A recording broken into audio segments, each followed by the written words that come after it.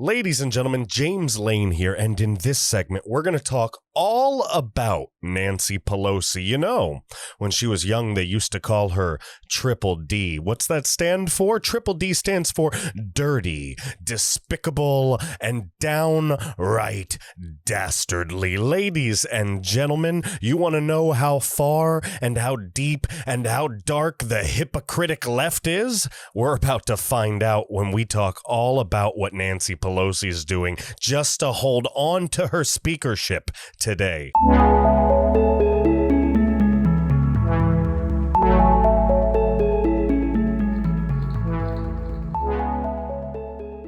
Ladies and gentlemen, James Lane here, and the snake of snake, the hypocrite of hypocrites, the $30,000 ice cream eating princess of privilege. Ladies and gentlemen, Nancy Pelosi has done it yet again, set in just a couple hours to be voted upon whether or not she is going to retain the speakership of the House. She is allowing quarantined members of Congress.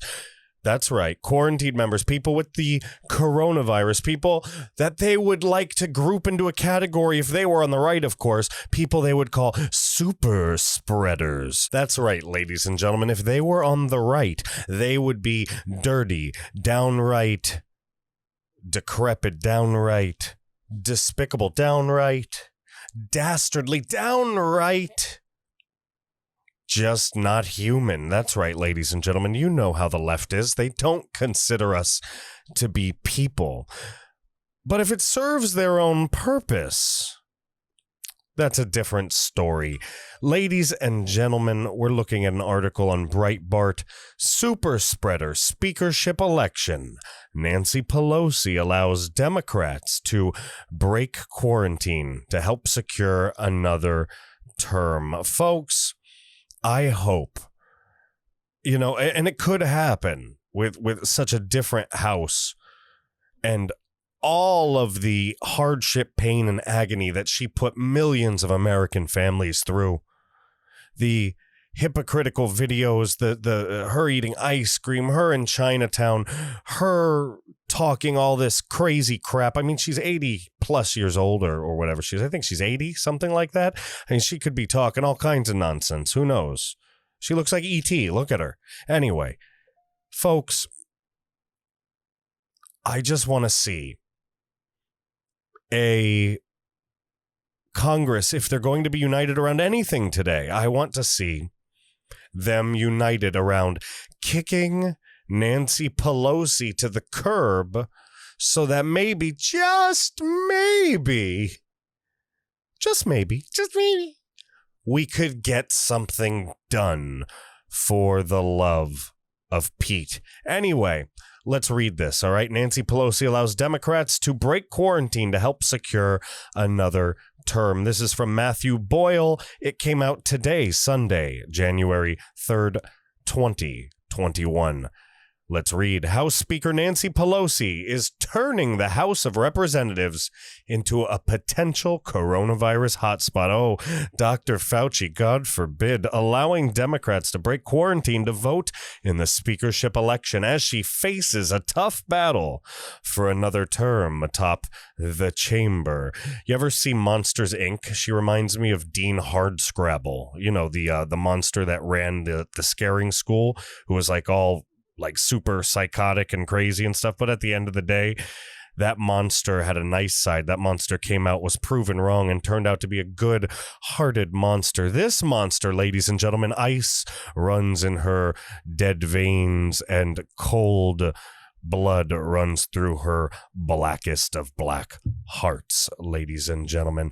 House Speaker Nancy Pelosi turning the House of Representatives into a coronavirus hotspot, allowing the Democrats to break quarantine. I read it twice. I did it for a reason. All right, let's go. At least 3 members, according to congressional reporter John Bresnahan, are breaking quarantine to attend swearing-in ceremonies and the all-important speakership election Sunday. 2 of them are Democrats, he revealed, and 1 is a Republican. In addition to those 3 comes Representative Gwen Moore, Democrat of Florida, attending the vote to back Pelosi after testing positive for the deadly virus just 6 days ago. I don't know, folks. Everything they've been trying to brainwash and program us with tells me that that's a big no-no. Ridiculous, folks. Ridiculous. So, look, from Michael Tracy, who knew that the most essential activity was ensuring that Nancy Pelosi retains the House of Representatives as her personal fiefdom for a 4th term. Another one from Kristen Wilson. Update: Representative Gwen Moore will be attending the House. Yep, they're just revealing it to everybody. You know, the left's going to eat their own on this issue. They're really going to eat their own on this issue. A senior GOP congressional aide ripped Pelosi, calling the decision to bring the coronavirus risk into the House solely to secure a 2nd term as Speaker. A, quote, speakership election super spreader event. Nancy Pelosi's grip on the speakership is so tenuous that she's forcing members exposed to coronavirus to break quarantine and come to the Capitol to vote for her to protect her political power so that she can keep screwing you, the little guy and gal, ladies and gentlemen, you. That's what she does best. Isn't it what they all do best? You can let me know your opinion on that in the comment section below. Representative Rodney Davis, a Republican in Illinois, the top Republican on the House Administration Committee, also ripped Pelosi for the matter. Top Republican on the House Administration Committee. He's very upset about the Pope-mobile built in the House gallery for quarantined members. He says the only reason this is happening is because Speaker Pelosi needs to be reelected as Speaker. And you know something? I agree with what he's saying because he's saying it's shameful. And I think it goes beyond shameful. I agree with him, but I also want to say that it's downright dirty. Folks, dirty. And isn't that what dirty Nancy Pelosi's good at? Just being dirty. She's a dirty, dirty birdie, ladies and gentlemen, because she likes to bend and break the rules, use things to her advantage, and condemn, damn, and burn down those who oppose her political hierarchy. Folks, we're not taking it anymore. Are you? Because I'm not. I'm not dealing with this crap anymore. I'm not keeping my mouth closed anymore. I'm not sitting down and letting them bend me over a table. As a blue-collar, hard-working American, I'm not going to let them say, sorry, we have a dry mouth and no lubrication, but you're getting fucked anyway. Folks, I'm sorry, and I'm sorry for cursing. You know I'm a sailor. But we just can't allow them to drag the wool over our eyes anymore. You need to see this hypocrisy. I'm pointing it out to you. See it, absorb it, know it, and spread the message. A source familiar with the matter said later on Sunday that House GOP leader Kevin McCarthy is likely to criticize Pelosi for it as well. The Speaker's office provided a statement from the attending physician, of the U.S. Congress, Dr. Brian Monahan, to Breitbart News in response to an inquiry on this matter. It's funny how they respond to some and not to others. It read in part, upon the direction of the Office of Attending Physician and the House Sergeant at Arms, a secure enclosure has been erected in Gallery 4 of the House Chamber to allow members who are in quarantine status to fulfill their constitutional duties, end quote. Monahan said in the statement, quote, under federal guidelines from the Center of Disease Control, CDC, and the Cybersecurity and Infrastructure Security Agency, CISA, you know, the folks that dropped the ball on Cyber Pearl Harbor, essential workers, in order to ensure continuity of operations of essential functions, are permitted to continue work following potential exposure to COVID-19. If I was exposed to COVID-19 and went to work, not only would they fire me, I'd probably be dragged out by people and burned at the stake like a witch. I mean, that's the truth. Can't deny it. They provided they remain asymptomatic. Okay, so if I just don't sneeze, we're good. I just pretend I'm good. If I have COVID, I just got to pretend no problem. I don't feel crappy at all. No issue. Don't worry about it. No big deal. And I can just go to work, right? Wrong. They'll drag me out the back and they'll club me. They'll take their socks off. My coworkers will take their socks off and they'll go find locker locks and bars of soap and they'll beat me at my desk. That's what would happen to anybody. Come on. What makes them so special? What makes them so special, folks? They don't represent you. They're liars. They're liars, ladies and gentlemen. The highest possible safeguards have been implemented, including separate enhancement ventilation in this space and separate holding facilities for any members utilizing Gallery 4. This step will only be necessary until the proxy voting resumes as an option for the impacted members. I still don't understand why they can't just freaking zoom in a vote at this point. I mean, what are they going to say? This might not be you. It might not be your vote. You could be a clone. You might be a clone.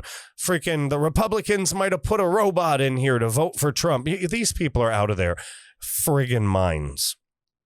In addition, a U.S. Capitol official, he added that these people are in quarantine status, a condition of which is a recent negative coronavirus test. Oh, the members using the facility are 2 Democrats. How do you know the coronavirus tests even work right at this point with all of the false negatives and false positives we've been seeing? How do you know? Oh my gosh, Pelosi's decision to put members of Congress at risk comes after Representative-elect, rest in peace, Luke Letlow, a Republican of Louisiana, died last week of a heart attack during a surgical procedure while hospitalized for COVID. Letlow is 41. It also comes as Rep-elect Maria Elvira Salazar was hospitalized just before Christmas. This is that serious thing that Pelosi's always screaming at us about.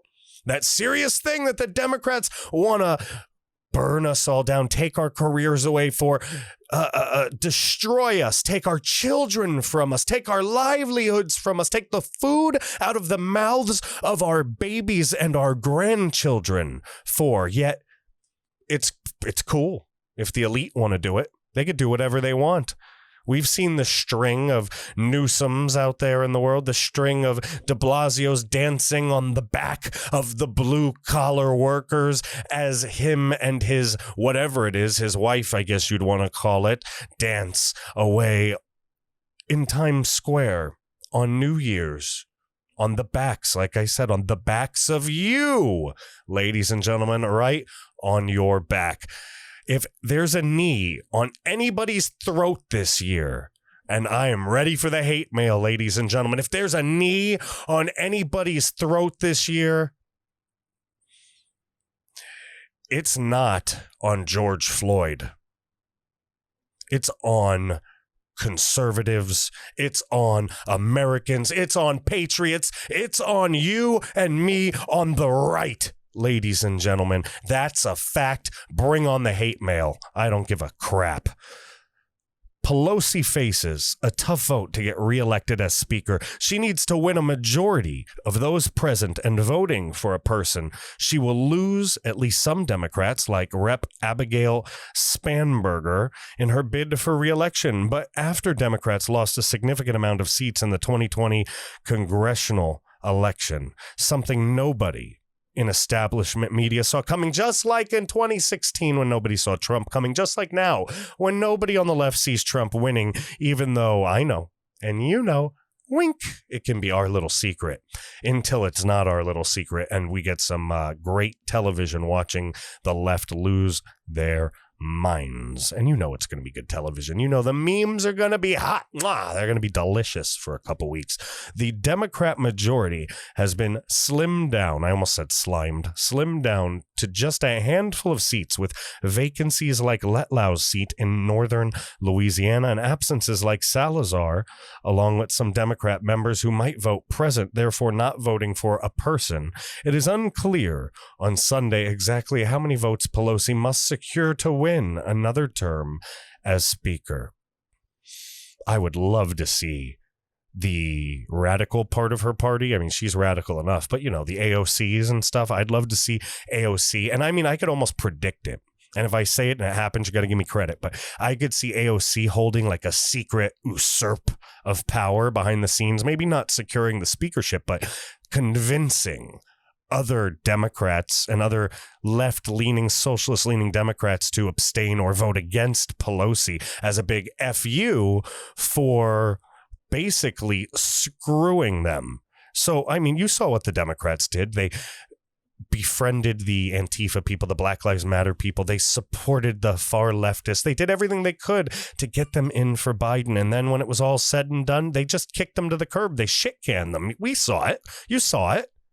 So now you have a big portion of the left that hates the establishment in a weird way for this short period of time until it's time to face off against socialism and face off against the Great Reset and the Democratic Socialists. For this short period, this weird, tense period in time, we have more in common with people like them than we do with the establishment, right or left, any day of the week. Let's keep reading. And if you want to argue with that, I feel free. I'd love to debate you. You feel free. You can email me directly, jameslane@americanreveille.com. Or if you just want to talk about it, you just want to put your 2 cents in, I'll respect your opinion. Leave it in the comment below. No problem. No problem at all. Let's keep reading. But when the House is full, only 5 or 6 members think the squad alone, just Reps AOC, Ilhan Omar, Rashida Tlaib, Ayanna Pressley, and Cori Bush and Jamal Bowman, or from the other side of the Democrat conference, members like Spanbergers can stop Pelosi from passing legislation along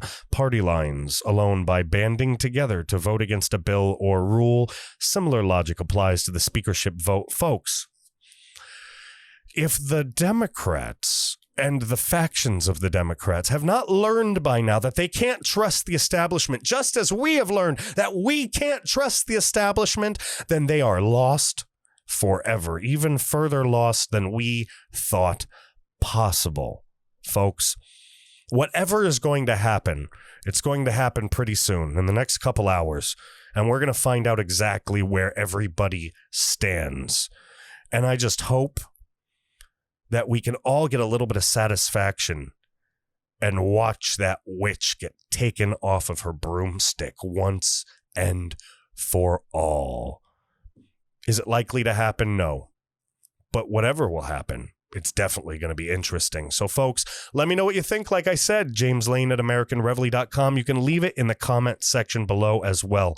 If you loved what we did today, if you enjoyed this segment, please do me a favor. Go to www.americanreveille.com. Sign up for the mailing list. Put in your email at the bottom. We're putting out a newsletter starting in the next couple weeks. Also, do me a favor. Hit the like button. Hit the subscribe button. Hit the notification bell. Leave a comment. I need you to do all that. And share. Share, share, share. That's the only way we're growing. We are censored to the gills. If we were a fish, our gills would be so full of censorship, we wouldn't get any oxygen and we would die, dry out in the sun, and then my wife would come eat me because she's from the Philippines and eats dried fish. Anyway, listen, please do me that favor. If you're on Apple Podcasts, 5-star rating, leave a review in the rating section.